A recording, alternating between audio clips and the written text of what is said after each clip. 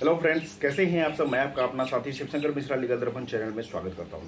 Friends, मैं आज बात करने वाला हूं कि जब कोई अपराधी गिरफ्तार किया जाता है तो गिरफ्तार करने के पास उनके पास अधिकार होता है कि वो बेल के लिए कोर्ट में एप्लीकेशन किसी एडवोकेट की सहायता से मूव कराएं। आखिर बेल बॉन्ड क्या होता है, बेल बॉन्ड कितने प्रकार से भरे जा सकते हैं, उसी पे आज मैं बात करूंगा। तो इसे जानने के लिए वीडियो को लास्ट तक देखिएगा और वीडियो देखने के बाद अच्छा लगे तो चैनल को ज़्यादा से ज़्यादा सब्सक्राइब, लाइक और शेयर कीजिएगा। तो आइए फ्रेंड्स जानते हैं। फ्रेंड्स, जब किसी अपराधी को गिरफ्तार किया जाता है तो गिरफ्तार करने के पास उनके पास दो अधिकार होता है कि वो कोर्ट में बेल एप्लीकेशन मूव करें। जब बेल एप्लीकेशन वो कोर्ट में मूव करते हैं तो बेल एप्लीकेशन मूव करने के बाद चाहे तो बेल एप्लीकेशन अलाउ होता है या फिर डिसमिस हो जाता है। यदि बेल एप्लीकेशन डिसमिस हो गया तो कोई बात नहीं, यदि बेल एप्लीकेशन अलाउ हो गया तो अलाउ करने के बाद उस पर बहस होती है। बहस होने के बाद यदि बेल ग्रांट हो जाता है तो ग्रांट होने के बाद उनको बेल बॉन्ड भरना पड़ता है।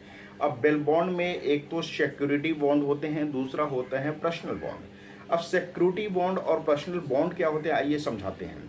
सिक्योरिटी बॉन्ड जिसे जमानत बोलते हैं और पर्सनल बॉन्ड जिसे मुचलका बोलते हैं।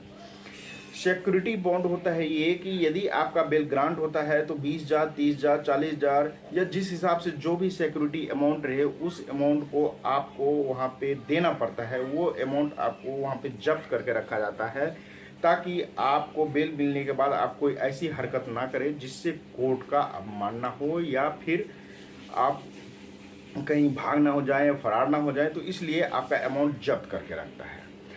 दूसरी होती है पर्सनल बॉन्ड। अब पर्सनल बॉन्ड में क्या होता है कि आप जो एक्यूज्ड रहते हैं वो पर्सनल बॉन्ड फिलअप करके फॉर्म नंबर 45 जो होता है उसमें पर्सनल बॉन्ड फिलअप करके दे देते हैं। लेकिन उसमें आप यदि कोई ऐसा गलत हरकत फ्यूचर में करेंगे, जब तक केस चलता रहेगा तब तक यदि आप डेट पे नहीं आएंगे या फिर कुछ गलत हरकत करेंगे तो आपका वो जितना अमाउंट रहता है, पर्सनल बॉन्ड की स्थिति में भी अमाउंट दे दिया जाता है कि इतना नहीं इतना अमाउंट आपको जमा करना है। लेकिन पर्सनल बॉन्ड में आपको छोड़ दिया जाता है, बेल दे दिया जाता है, लेकिन इसका मतलब ये नहीं कि वो अमाउंट आपको पे नहीं करना है। यदि आप कुछ गलत हरकत करेंगे या डेट पे नहीं आएंगे या फिर आप कहीं भी फिर से कोई क्राइम कर लेते हैं तो उस सब स्थिति में क्या होता है कि आपको जो अमाउंट उसमें बांधा गया वो अमाउंट फिर से जमा करने होते हैं।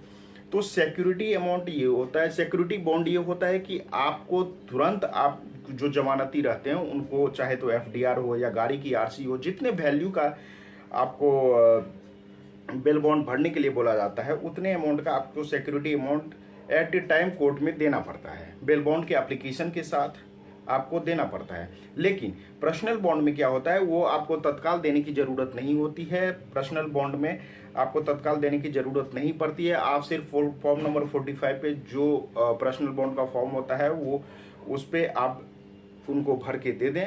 भरने के बाद आपको वो तत्काल वो रिहा कर देते हैं, आपको बेल दे देते हैं। लेकिन बेल देने का मतलब ये नहीं कि आप कुछ गलत हरकत करेंगे, आप कोर्ट में डेट पे नहीं आएंगे।